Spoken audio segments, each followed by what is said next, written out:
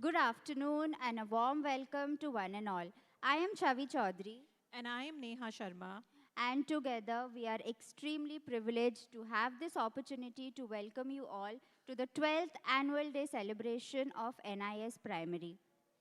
Today is day 2 of our annual celebration of music, dance, and drama performed by our hugely talented primary children.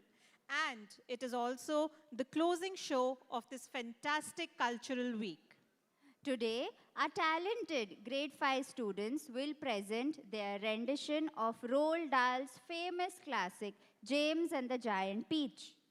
To provide an insight about today's play, we call upon Ms. Debrupa Guha, who has visualized and written the script for today's play. We hand over the mic to Ms. Debrupa.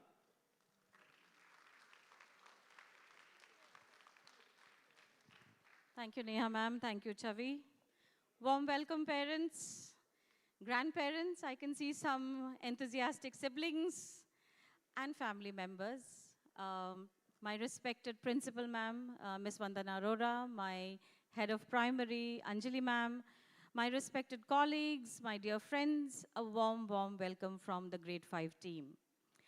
It's an absolute honor, parents, to be standing here today and presenting this year's grade 5 production based on Roald Dahl's famous classic, James and the Giant Peach. Now, before we turn towards our talented performers, let me take a minute to look at how we choose our stories that form the backbone of our productions. This year, the only brief that I received from our principal, Vandana ma'am, was that Debrupa just makes sure that there's classroom integration, that our kids get to read and understand the story that you choose before they take to the stage. So we picked a story that beautifully marries not one, but two of our grade 5 English topics, classic literature and play scripts. Keeping this vision in mind, our grade 5 parents embarked on a rich experiential learning journey using James and the Giant Peach as the anchor text. They first explored the novel as a classic text, analyzing the story in depth, uncovering its underlying themes, character motivations, and explored the magical world of imagination crafted by the master storyteller Roald Dahl. Through the guided discussions and close readings, our students learn to appreciate what makes a classic truly timeless. Its universal themes of courage, of resilience, of teamwork, and a strong narrative structure as well as memorable characters. But the journey didn't stop here for our students. They then went on to examine selected play script excerpts of the same story. By moving between the book and the play script, they developed a deeper understanding of how a single story can be transformed across genres. This integrated approach not just strengthened their reading and analytical skills, but it also made learning more engaging, more meaningful, and deeply connected. Now, coming back to our play, it's been 4 weeks of hectic rehearsals. Our children have learned to work together, to support one another, manage time, embrace challenges. They've experienced both the excitement of applause and discipline of rehearsal. This learning journey has touched not just their academic development, but also their emotional and social growth. So today, parents, as the curtains rise, please know that you're not just watching a play. What you're witnessing here is the result of weeks of hard work, of laughter, of learning, and a lot of love. You are seeing the magic that happens when children are given a chance to shine in their own unique ways. So on behalf of all the teachers and staff who supported this production, we thank you for being here and being part of this memorable occasion for us. Parents, we've taken a classic story today. We've added a dash of classic music that I promise is going to take you back to your school and college years. And a lot of magic is yet to happen. So before I hand you back for some instructions, please sit back, relax, and have a great time. Thank you so much.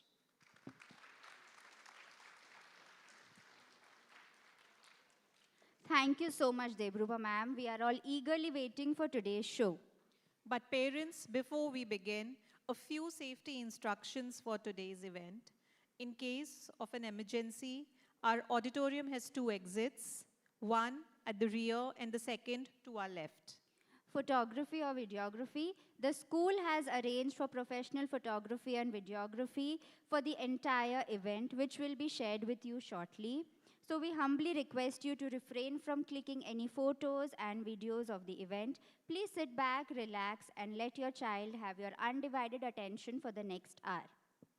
Kindly switch off your cell phones or keep them on silent mode during the performance. Parents are not allowed to enter the backstage at any time. 5E parents, please note, those who have a flight to catch are requested to come to the turf straight after their 5E scenes to pick up their children. Dispersal for the rest of the kids will take place as usual in the foyer area after the show is fully complete. Refreshments will be available at the end of the event and they will be laid out near the entrance of the auditorium. Kindly refrain from getting any refreshments inside the auditorium. And last but not the least, please wholeheartedly applaud the children's performances to encourage them. We have a spectacular array of performances waiting for you today, and we can guarantee this is going to be a delightful and memorable experience for each one of you. And now, dear parents, before our grade 5 stars mesmerize us with their performance, may I invite you to join me in welcoming the choir, beautifully led by Ms. Sheba. Because I'm happy. Clap along if you feel like a room without a roof. Because I'm happy. Clap along if you feel like happiness is the truth. Because I'm happy. Clap along if you know what happiness is to you. Because I'm happy. Clap along if you feel like that's what you want to do. Here come bad news, talking this and that. Well, give me all you got, don't hold it back. Well, I should probably warn you, I'll be just fine. This talented group of students is all set to elevate the magic of today's play with their blended voices, bringing in the melody, the harmony, and just the right sprinkle of musical sparkle. So go ahead, warm up those hands, and give them a big, joyful round of applause.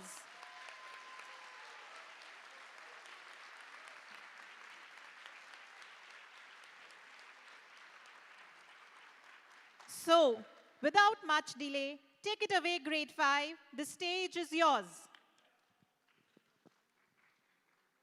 We can have another round of applause, please, to welcome our kids on stage. Thank you.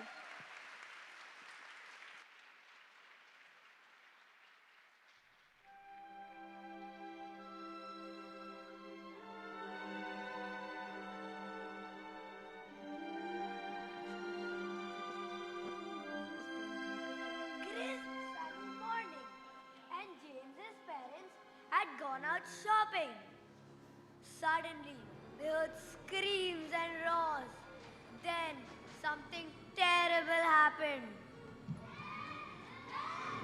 Help! Help! Help! Help! Help! Help! Help! Help! Help!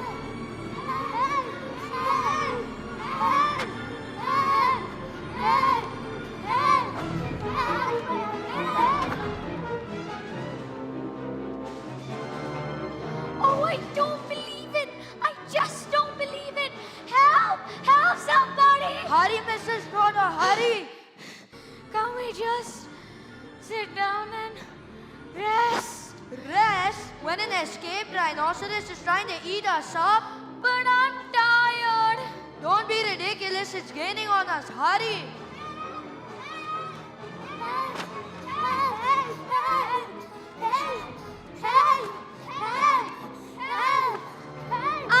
I don't think we're gonna make it. Neither do I. Well, goodbye, Mrs. Trotter. Goodbye, Mr. Trotter.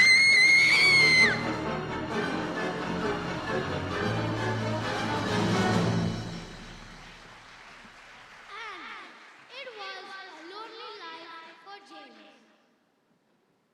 pressure now.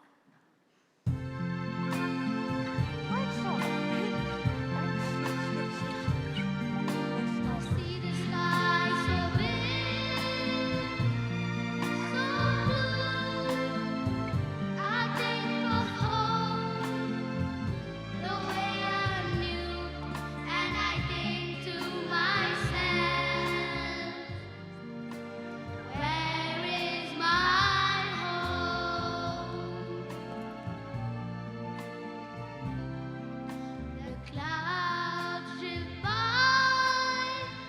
the stars are dim. I close my eyes and start to dream, and I think to myself, where are my own? I see their smiles, so warm, so bright. I dream of them almost every night. If I could fly, I'd find my way back to their arms someday. The world is wide, the nights are long, but in my heart they still belong, and I think to myself, where is my home? Yes, I think to myself.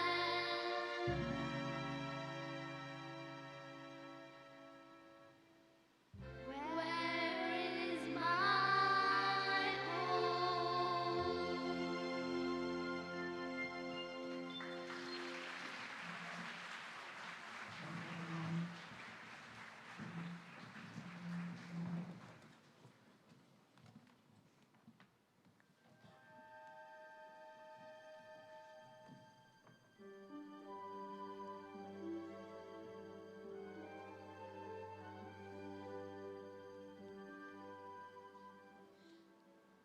Wow! What a beginning to a story. Did you believe that? Well, I'm sorry we have to start the story with such a terrible event as a mother and father being swallowed up by an escaped rhinoceros. But I just had to tell you. It's because of this event that this story happened. You see, life was really great for our hero, James Henry Trotter, until this happened to his parents. Now, while James was sent to live with his two aunts, Aunt Sponge and Aunt Spiker. I'm sorry to point out, but I must, that they were really two horrible people. They were selfish and cruel and lazy, and right from the beginning, they started beating poor James for almost no reason at all.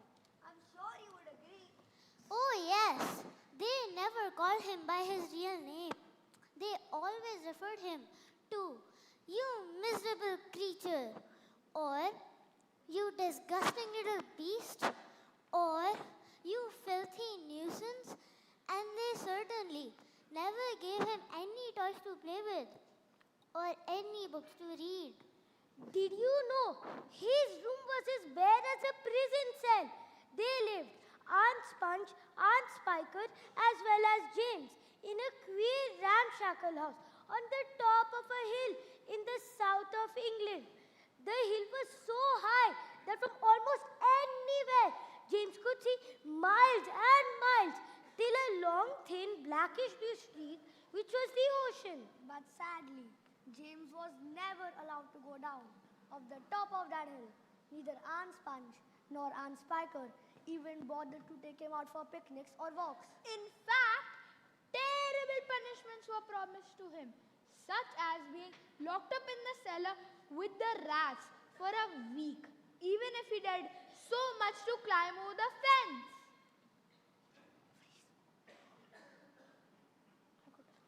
or down.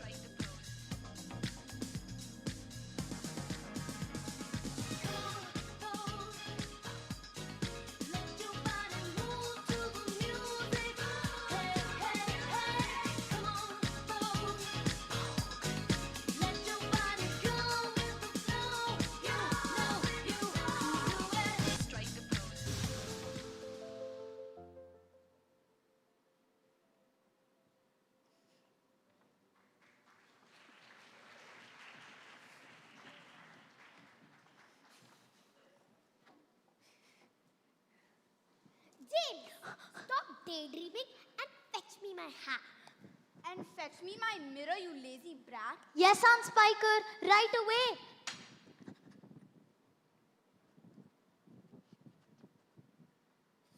Oh, clumsy! You've wrinkled my dress. Look at it, Spiker. Oh yeah, you wrinkled her wrinkles, James. Wait, we should make him polish the floors, clean the windows, and scrub the pots. And don't forget, he doesn't get dinner until he's done. Boo, ha, ha, ha, ha. Take this, hurry up. My dear friends, this ordeal continued for days, weeks, and months until one day James begins to get very tired and sleepy, almost as if he's going to faint.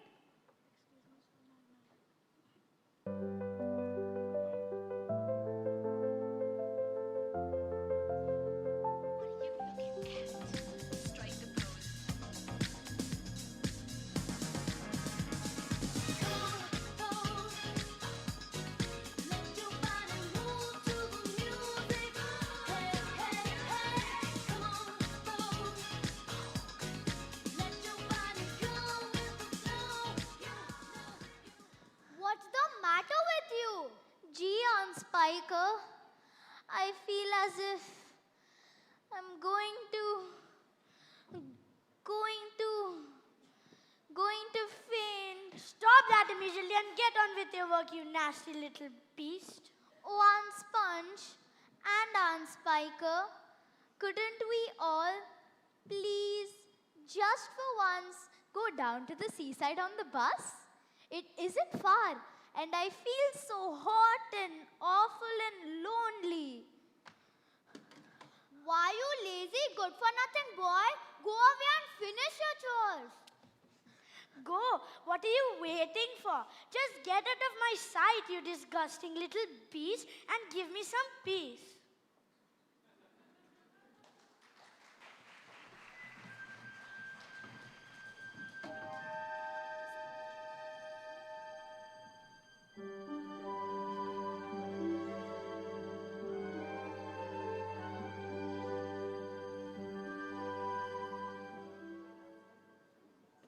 It was at this point that the first thing, a rather peculiar thing had happened to James. He heard some rustling noise from the trees behind him.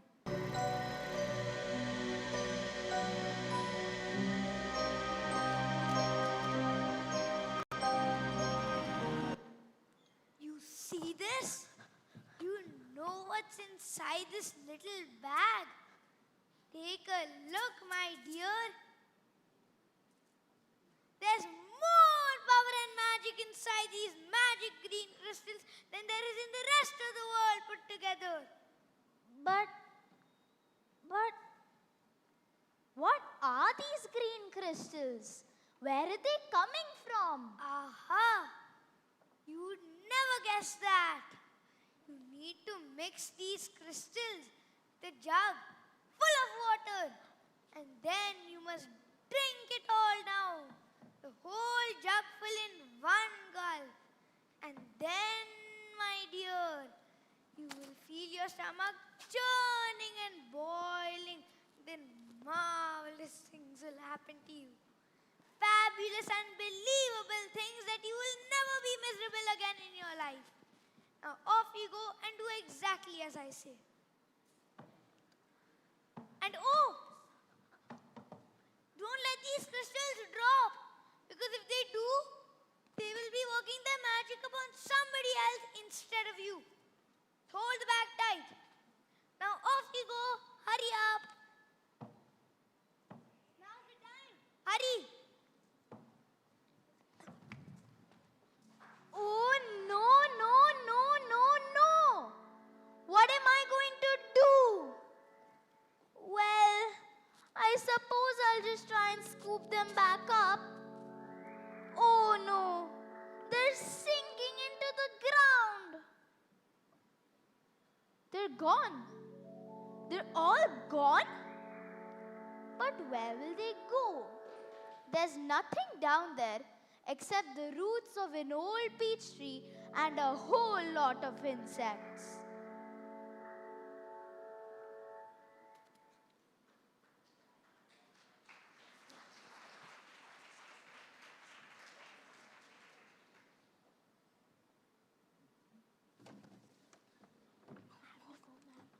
What are you looking at?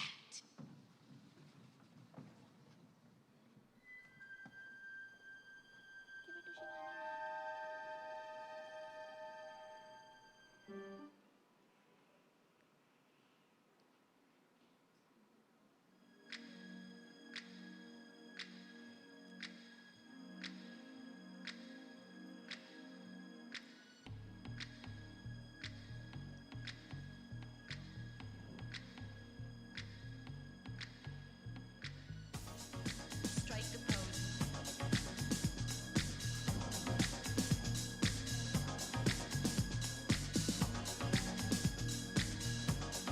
Strike the pose.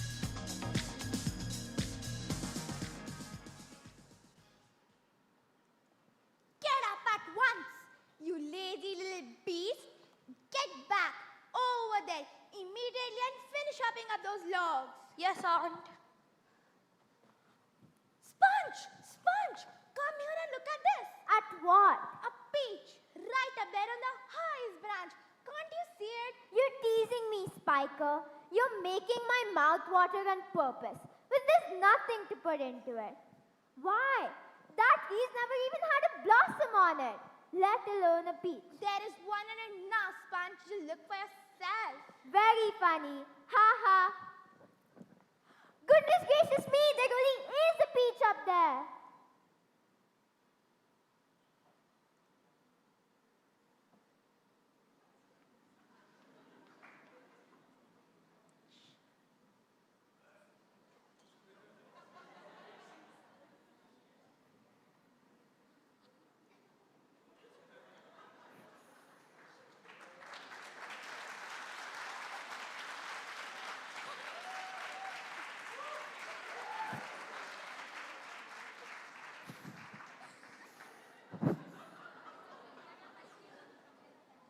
Stop! Hold everything. Look. Look, Sponge. Look. What's the matter with you? It's growing. It's getting bigger and bigger. What is? The peach, of course. But my dear Spiker, that's perfectly ridiculous. That's impossible. No, that can't be right. No, yes. Great Scott, the thing really is growing bigger. Great sees his ghost. I can actually see the thing bulging and swelling before my very eyes. Get away from that tree trunk, you silly boy. The slightest trick and will fall off and break. Terrifico, magnificus, then difficult. And what a peach. It's ripe. It's just perfect. Now see here, Spiker. Why don't we go and get us a shovel and dig out a big hunk of it for you and me to eat? No, not yet. But I can't wait to eat some. My dear Sponge, there's a pile of money to be made out of this. If only we can handle it right. You wait and see.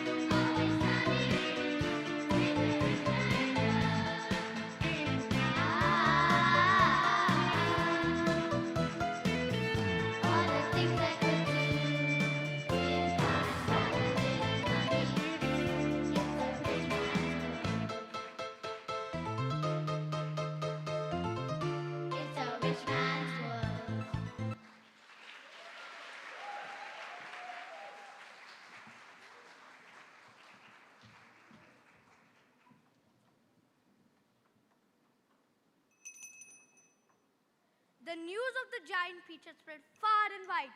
People came running from every corner, eager to catch a glimpse of the wonder that had grown overnight.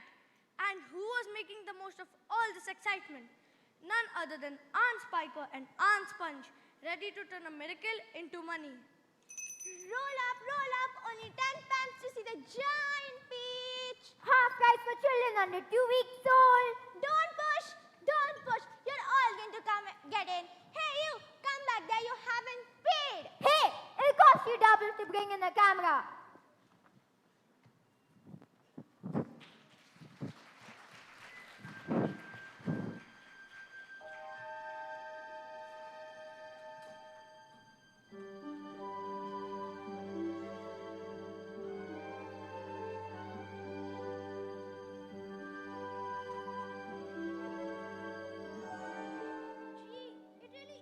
Dark out here tonight.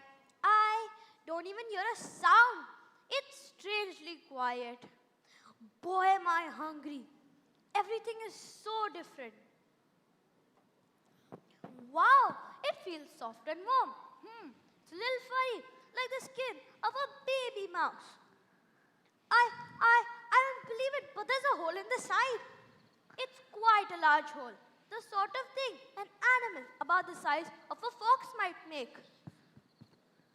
Your wings. Ouch! What's this? It seems like a solid wall. Good grief! I know what this is. I've come to a stone in the middle of the peach. And here is what appears to be a small door cut into the face of the stone.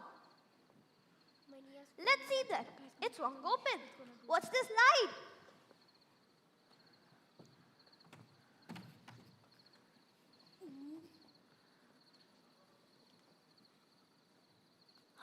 Look who's here. We've been waiting for you. Oh, no. I'm hungry. So am I. But I must warn you, I am not a worm. I am simply a firefly without wings. I'm famished. So am I.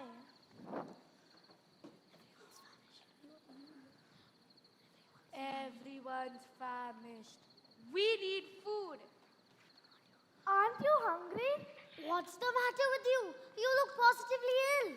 Oh my goodness, the poor thing. I do believe he thinks it's him that we're wanting to eat.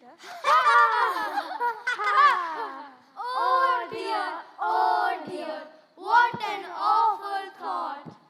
James, your name is James, isn't it? Yes. Well, James, have you ever in your life seen such a marvelous colossal centipede as me? I certainly haven't. How on earth did you get to be like that? Very peculiar. Very peculiar indeed. I was messing about in the garden under the old peach tree when suddenly a funny liquid came wriggling past my nose. Oh, but I know what that was. It happened to me too. And me. Suddenly there was green liquid everywhere. The soil was fully drenched. I actually drank quite a bit. So did I. So did I. What's going on? Yes, what is going on? What's going on?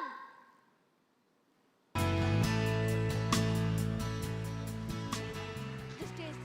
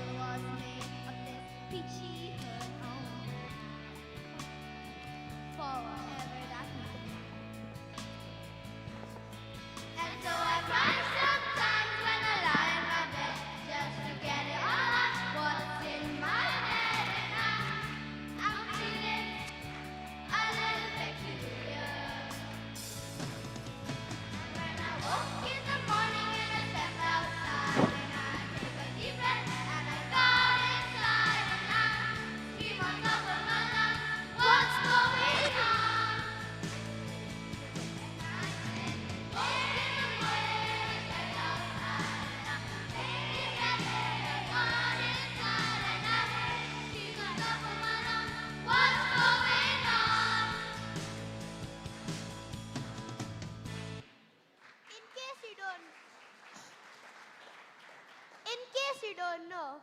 We're about to depart from the top of this ghastly hill that we've all been living on for so long. We're about to roll away inside of this great, big, beautiful beach to a land to a land of what? Never you mind, but nothing could be worse than this desolate hilltop and those two repulsive aunts of yours. You may not have noticed it, but the whole garden happens to be on a steep slope. Break the step and off we go. I've done it! We're off! The journey begins! And who knows where it will end? It can only mean trouble. Nonsense! We are now about to visit the most marvelous places and see the most wonderful things. Isn't that so, Centipede? There's no knowing what we shall see. Let's have some light. Yes, light. Give us some light, glowworm. Glowworm. Wow, I never met a glowworm. Big deal, big deal. Come on, give us some more light, glowworm. I'm trying. I'm doing my best. Please be patient. There. Some great journey. But my dear friends, we are there. Where? Where is there? I don't know, but I'll bet it's somewhere good. Well, probably at the bottom of a coal mine. Pardon me, but am I wrong in thinking that we seem to be bobbing up and down? Bobbing up and down? What on earth do you mean? You're just dizzy from the journey. Let's go take a look around. Yes, come on, let's go. Wait, I'll have to weave a ladder to help us get out. Okay, we're done. Here we go. The promised land. I can't wait to see it.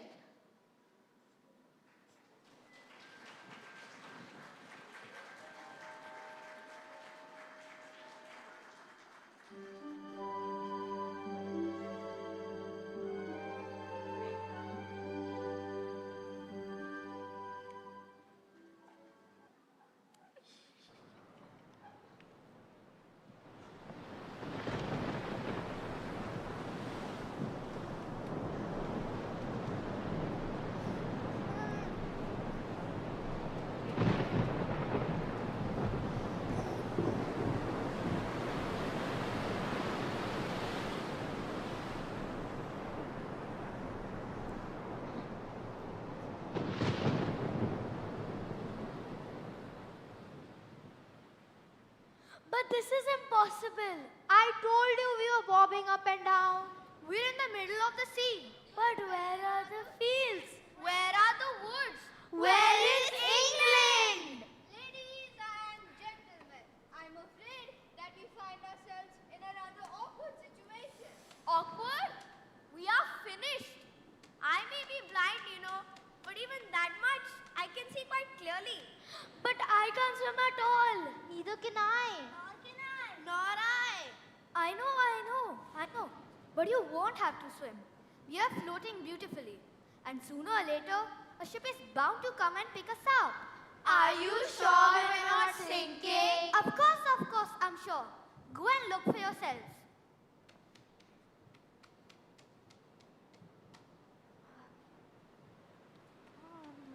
The boy's quite right. We are floating beautifully. Now we must all sit down and keep perfectly calm. Everything will be all right in the end. What absolute nonsense!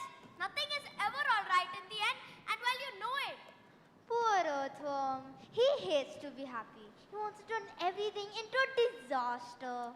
If this beach is not going to sink, and if we all are not going to drown, then every single one of us is going to starve to death instead. By golly, for once he's right. Of course, I'm always right. I'm dying already. I'm slowly shriveling up for a want of food. Personally, I'd rather drown. But you must be blind. How cruel. You know very well I'm blind. There's no need to rub it in. No. I didn't mean that. I'm really sorry. But can't you see that? See? How can I see if I'm blind? Can't you realize that we have enough food here to last us for weeks and weeks? Where? course. A whole ship is made of food. My dear James, I don't know what you'd do without you. You are so clever. You must be crazy. You can't eat the ship. It's the only thing that's keeping us up. We shall starve if we don't. And we shall drown if we do. Oh God, now we're worse than before. You can eat all you want. It would take us weeks and weeks to make any sort of dent in this enormous beach. Surely you can see that. Good heavens, he's right again. An excellent idea.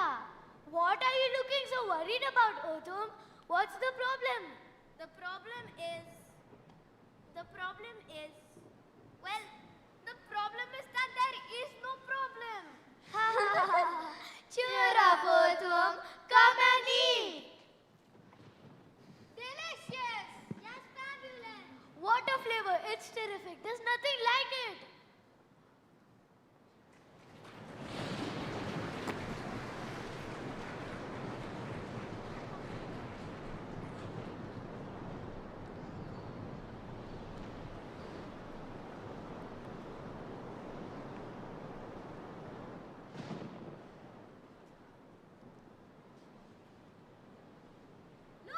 Look at that funny zigzag thing gliding through the water over there. There are two of them. There are lots of them. What are they? Probably some kind of fish. Come along to say hello. They're sharks. Oh no, they're sharks. Look at the size of their jaws.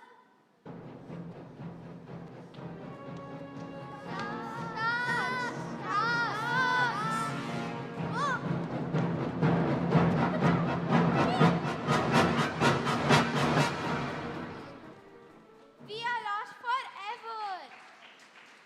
Oh, I don't want to be eaten. But they will take me first of all because I'm so fat and juicy and I have no bones. Is there nothing you can do? Surely you can think of a way out of this. Think, James, think. Come on, James. There must be something we can do. Be quiet and let the boy speak. Go on, James. Wait. We need hundreds of yards of string to make this work, which we don't have. But my dear boy, that's exactly what we do have. We've got all you want. How? Where?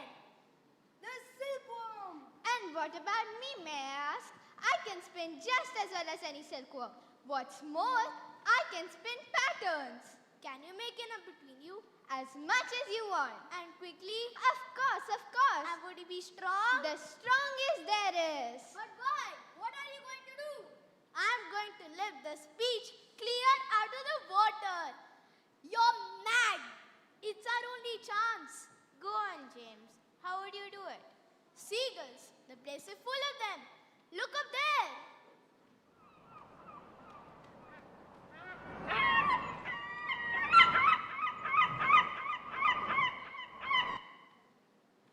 I'm going to take a long silk string and I'm going to loop one end around a seagull's neck. Then I'm going to tie the other end to the stem of the peach. Then I'm going to get another seagull and do the same thing again and again. Stop. If you think I'm going to be the bait for the seagulls, I won't do it. I refuse. My dear earthworm, you're going to be eaten anyways. So what difference does it make? Whether it's sharks or seagulls, I won't do it. But why don't we hear what the plan is first? I don't give a hoot what the plan is. I am not going to get pecked to death by a bunch of seagulls. You will be a martyr, and I shall respect you for the rest of my life. But we won't have to give his life. Now listen to me. This is what we'll do.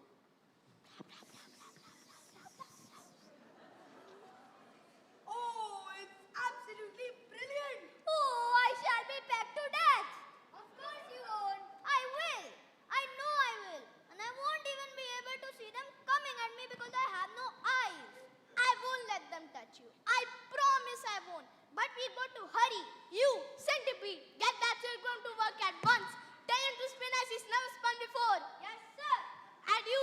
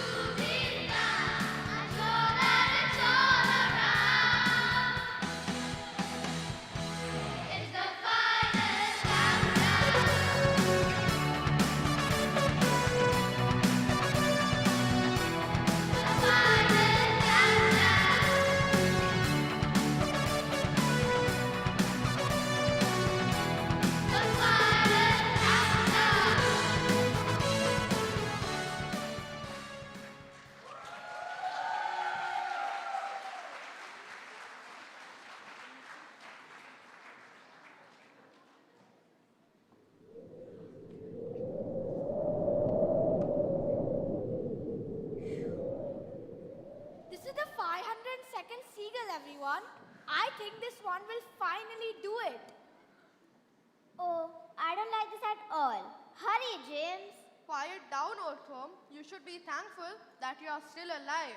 Oh, come on. You're all alive because James had such a clever idea. Yes, I marvel at him. Just think, capturing seagulls by using bait. Yes, it's a splendid idea. Hello? Not if you're the bait. It's working, everyone. I can feel us lifting. Come on up. It's working. It's working. Oh, isn't it beautiful? Oh, wow. What a marvelous feeling. And I'm not hurt. Hey, Earthworm, you were very brave. Goodbye, sharks. Oh boy, this is the way to travel. I feel on top of the world.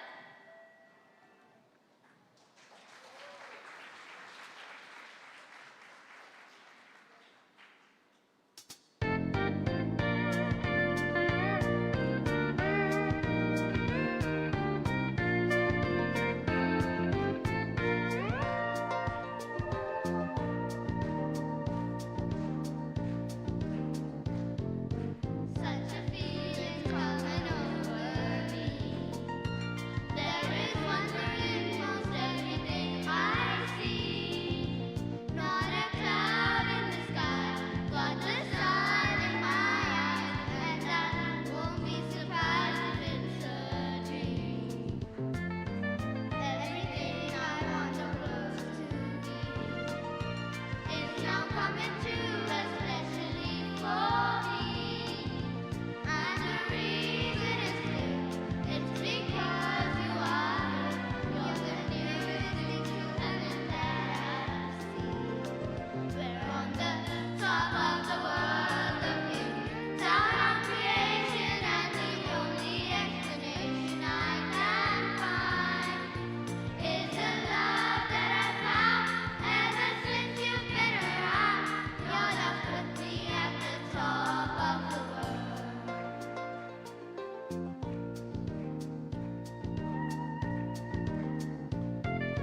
Something in the wind has learned my name, and it's telling me that things are not the same. In the leaves of the trees and the touch of the breeze, there's a fleeting sense of happiness for me. There is only one wish on my mind. When this day is through, I hope that I will find that tomorrow will be just the same for you and me. All I need will be mine if you are here. We're on the top of the world, looking down on creation, and the only explanation I can find is the love that I found ever since you've been around. Your love put me at the top of the world. We're on the top of the world, looking down on creation, and the only explanation I can find is the love that I found ever since you've been around. Your love put me at the top of the world.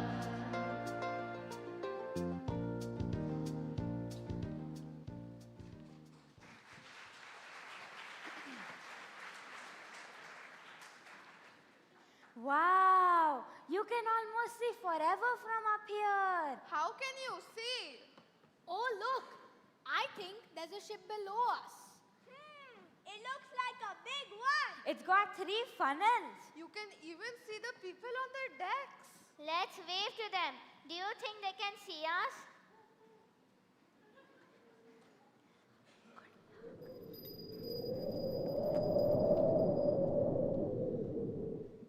What an adventure!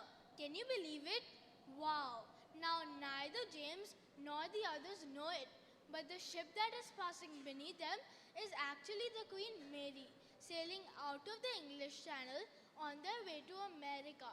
And on the bridge of the Queen Mary, the astonished captain is standing with a group of his officers, all gaping at the great round ball hovering overhead. Oh, I don't like it. Nor do I, sir. Do you think it's following us? I tell you, I don't like it. It could be dangerous. That's it. It's a secret weapon. Holy cats, send a message. Send a message to the queen at once. The country must be warned. And give me my telescope.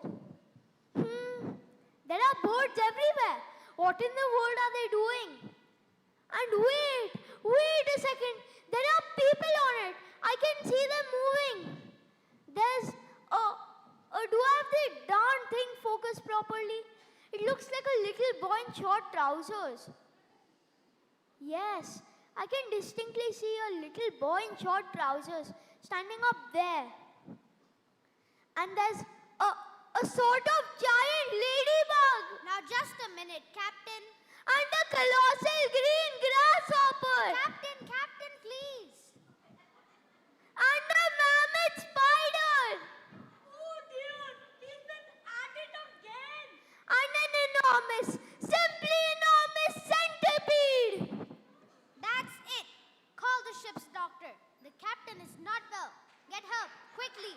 Wait, but look, it disappeared into the thick clouds. Now we never have to see it again. Never mind that. The captain has flipped his lid. He has lost it completely. Ha ha ha! I'm the captain now. Okay, I will get him off the bridge. I will take him below. He's sick. And sick. And sick. And sick.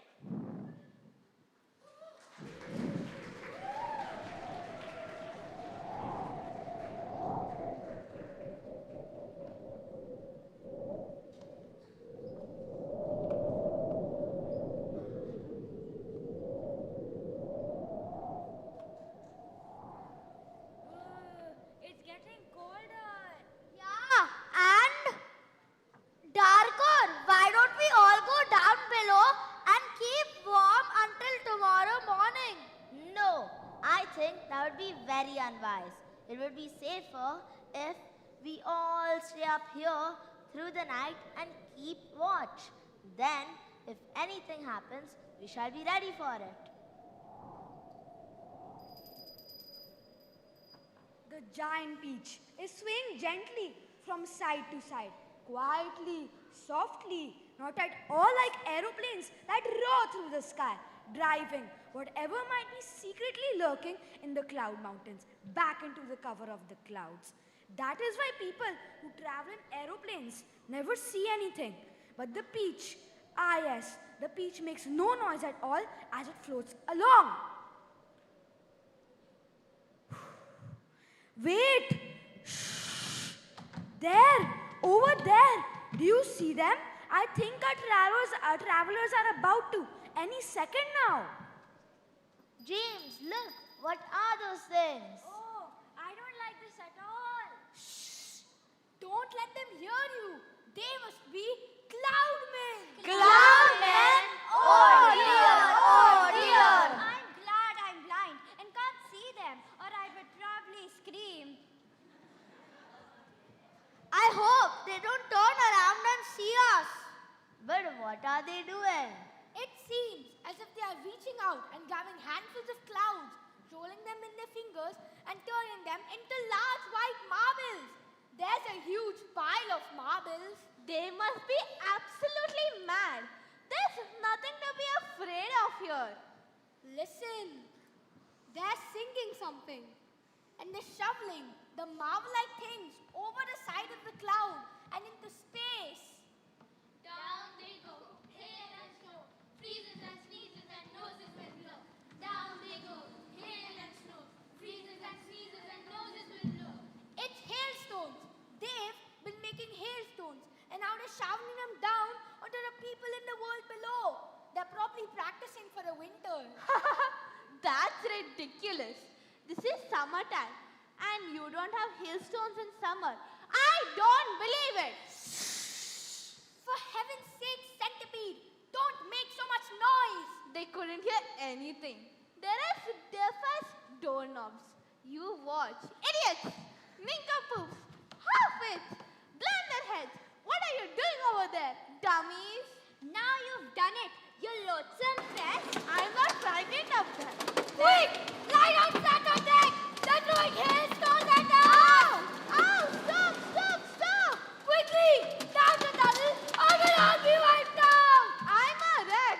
I'm wounded all over. It serves you right. Listen. I do believe they are not hitting us anymore. Yay! We've left them behind. The seagulls must have pulled us away out of danger. Hooray! Let's go up and see. It's all clear. I cannot see them anywhere. How fast we are going all of a sudden. I wonder why. I don't think the seagulls like this place any better than we do. I imagine they want to get out of it as soon as they can. They got a bad fright of that hailstone throwing experience we just had. Phew, I'm glad it's all over.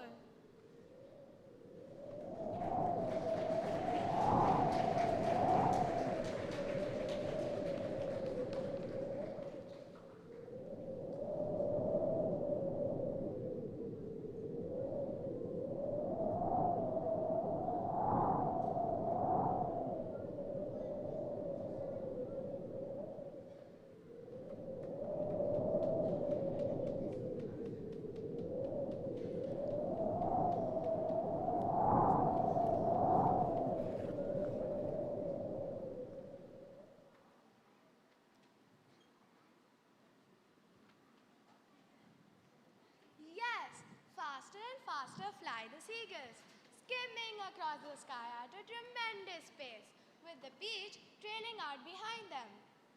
Cloud after cloud goes by on either side, all of them ghostly white in the moonlight. They catch glimpses of cloud men moving around on the top of clouds, working their sinister magic upon the world below. Oh yes, they even pass a snow machine in operation, with the clown men turning the handle and a blizzard of snowflakes blowing out from the great funnel above. They also see huge drums being used to make thunder.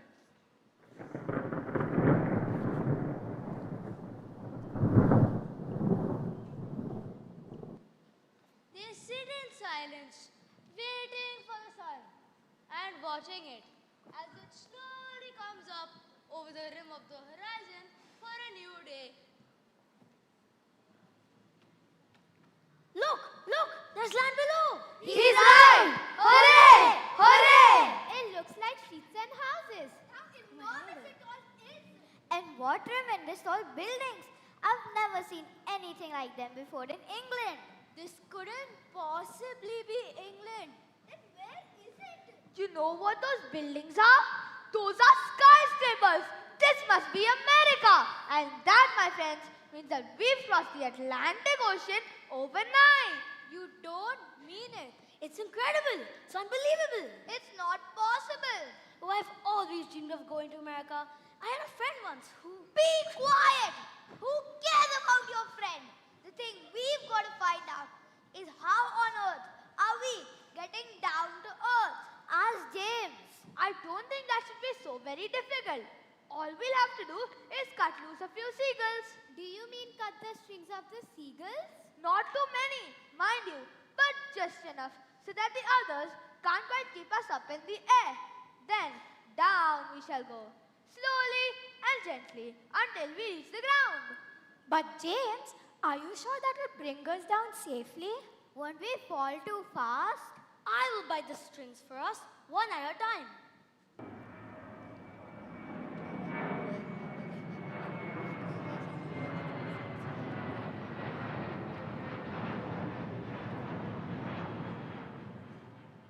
What's that? It looks like a plane. It came shooting out from that cloud over there. Oh no, wait, it's unbelievable. It sliced through every one of the silken strings as it went by. We're falling! Help! Save us! We're lost! This is the end. I can't believe this is happening. James!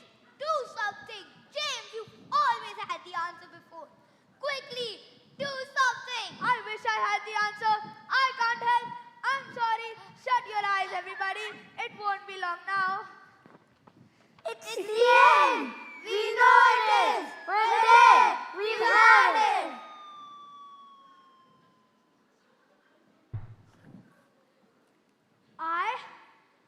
I don't believe it. We're not dead. We're not? We're not dead? We're not! Hooray! Hooray! We're alive! But how?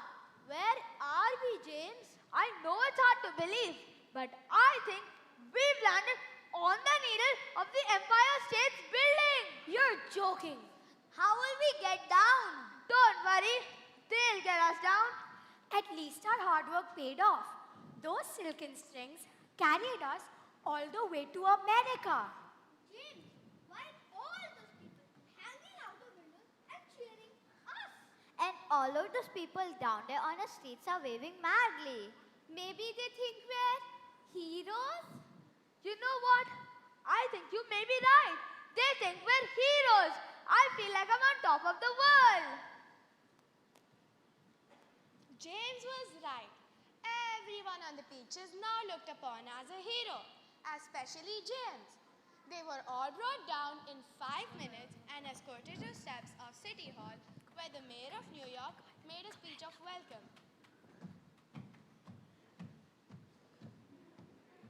Ladies and gentlemen of New York, we welcome these brave travelers who crossed the ocean in a giant peach. They have shown us courage, friendship, and teamwork. And today, we honor them as heroes of our city. And while he was doing this, the giant peach was lifted off the spike of the Empire State Building and lowered to the ground. And the crowds went wild with excitement. They cheered, they screamed, they yelled, and they clapped. Then a rather curious thing happened.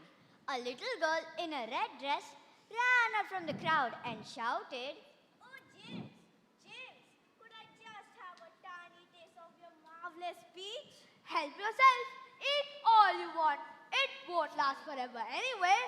Needless to say, that was the beginning of the end for our splendid giant peach. Children came from everywhere. Soon, there was a trail of children a mile long chasing after the peach. It was a really fantastic sight. To James, it was the most marvelous thing that had ever happened. By the time the procession was over, the whole gigantic fruit had been completely eaten up, and only the big brown stone in the middle, licked clean, remained. It was incredibly yummy. Truly the best pizza I've ever had. And thus the journey ended. But the travelers lived on. Each one of them became famous and successful in the new country. The centipede was made vice president of sales of a high-class boot and shoe manufacturer. The earthworm, with his lovely skin, was employed by a company that made women's face creams.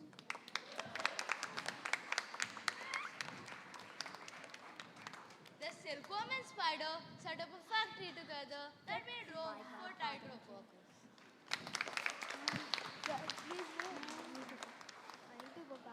The glowworm became the torch inside the Statue of Liberty and thus saved the great fuel city from having to pay a huge electricity bill every year.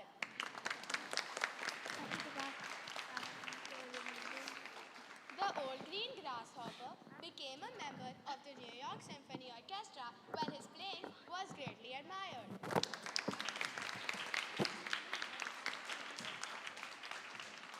And the ladybug, who had been haunted all her life by the fear that her house was on fire and her children all gone, married the head of the fire department and lived happily ever after.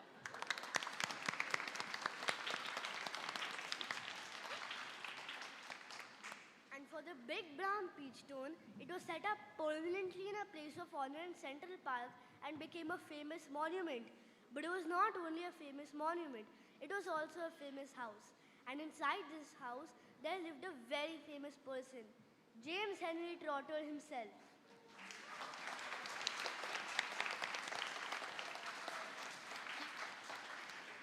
And all you had to do, any day of the week, was to go and knock upon the door. And the door would always be open to you. And you could always ask James to tell and tell again the story of his adventures on the beach.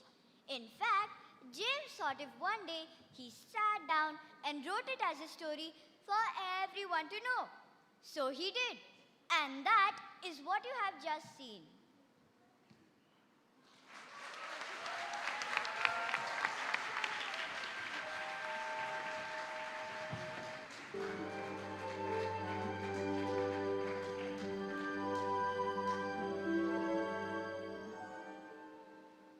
As we come to the end of our play, James and the Giant Peach, we'd like to share what we as students have learned from this journey.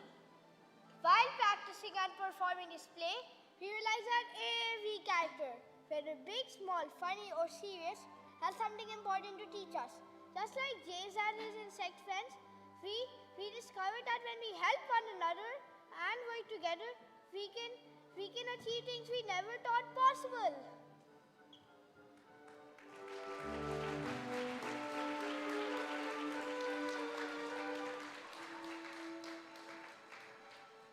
We also learned about resilience, that when things get hard, you shouldn't give up. There were times when lines were forgotten, steps were missed, or scenes felt challenging. But we kept trying, and that made us stronger.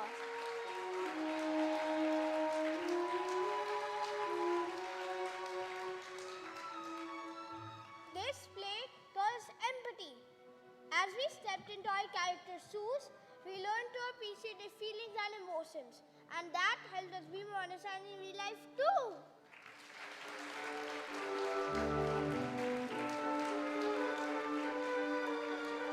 And finally, we learned about courage. The courage to stand on stage, the courage to try something new, and the courage to believe in ourselves, just like James did.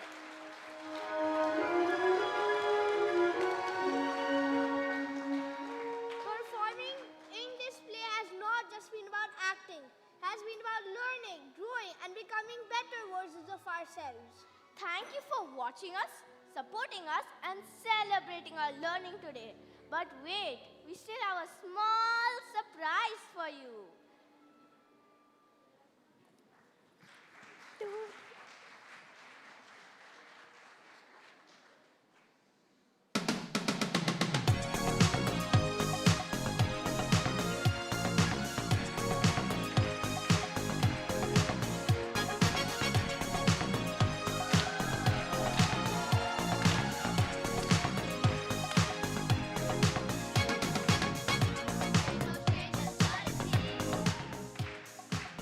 You know the goal, and so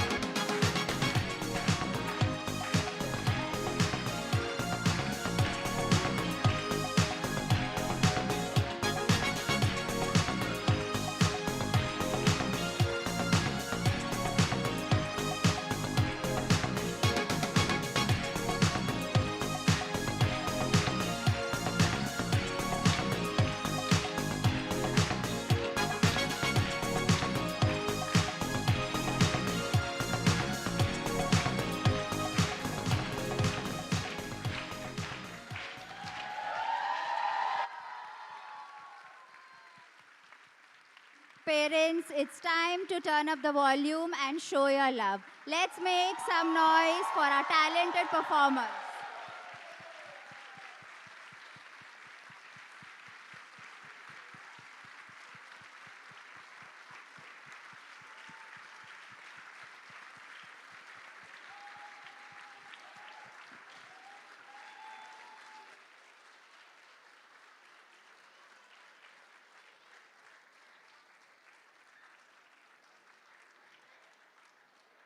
We hope you enjoyed the show as much as we did. Spectacular, wasn't it? Let's hear it one more time for this enthusiastic lot of grade 5 students.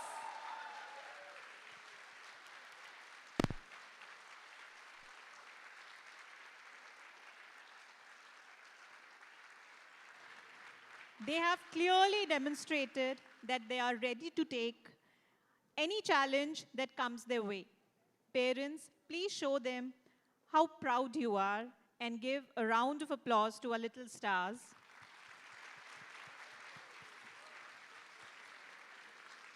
As the curtains close on our spectacular annual day performance, let's welcome the pillar of strength behind it all. Please join us in welcoming our head of the department, Ms. Anjali Balan, for a few words of reflection and appreciation.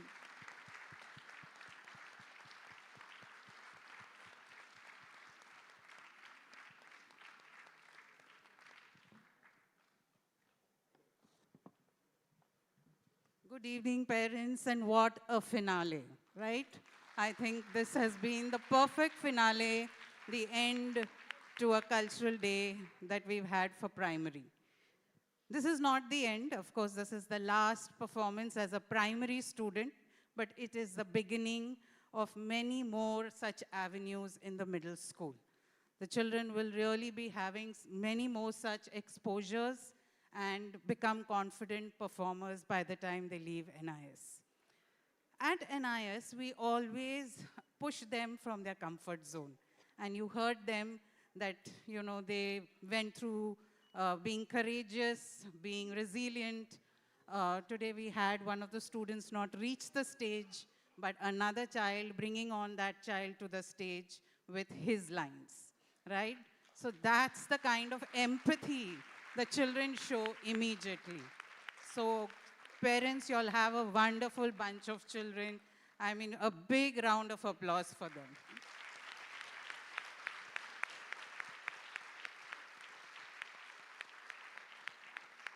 I had Miss Sheba tell me when we gave her a group of children for the choir, she said, ma'am, they are such basic singers. Some of them are quite surprised they've been chosen for the choir, right? And I had to sit her down and we spoke about how we know that every child is a star. Just give them the exposure and they will surprise you.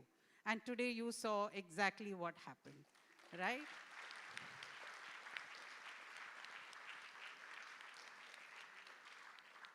Now, I stand with great pride here, not just because of a successful show, but the way your children have developed from grade 1 to grade 5, right? There's been a progression. There's been a lot of, I would say, development again, where we see them grown and develop their personality, a character in them. So I've not done this wholeheartedly. There's been a team behind it. And I'd like to welcome that creative team headed by Devrupa ma'am. Devrupa ma'am, could I have you on stage? Could I have all the grade 5 teachers please come? Please come forward.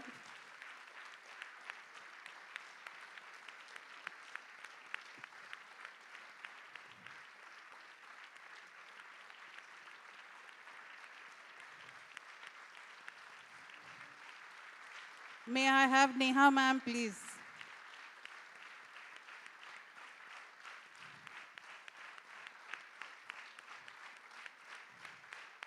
Thank you, Neha ma'am.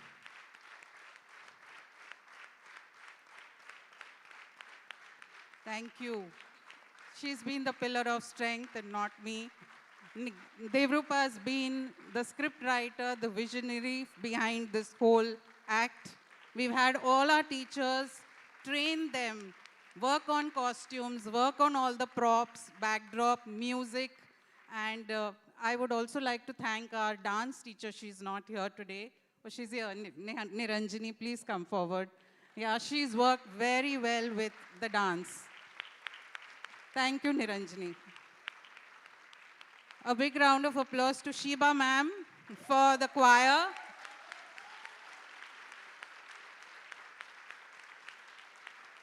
The art teachers for all the artwork. Ms. Payal is here. Thank you, Ms. Payal. I'd like to thank all the Didis and the Sodexo staff and our admin team who's made it so possible for your families to be also viewing this live back home. So thank you for the IT team, to all the IT members for making this possible. And finally, there's only one person I feel I must thank from my bottom of my heart, and that's Vandana ma'am. I think she's made everything possible, whatever requisitions we've had. She's always given us a free hand. So thank you, Vandana ma'am, for being the strength behind us. On that note, thank you, parents. Thank you for being here. We'll be seeing you, of course, next month again for Sports Day. But it's a wrap from the primary department. Thank you.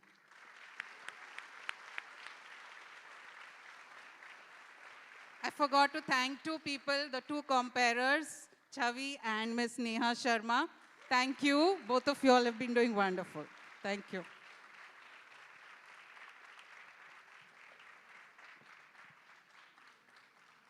Thank you, Anjali ma'am, for those wonderful and thoughtful words. Last but not the least, we would like to thank each and every one of you, dear parents, for gracing us with your presence today. Your enthusiasm and applause have lifted our spirits high and added so much magic to this event. Thank you. Parents, this brings us to the very end of our 12th annual day celebration. The spotlight shines on everyone today. Let's take a look at credits followed by what went behind the scenes in creating this magic on stage for the fantastic show. After you're done watching the videos, you may wait in the foyer area to pick up your children, and the class teachers will be bringing them out shortly. Let's take a look at the screen.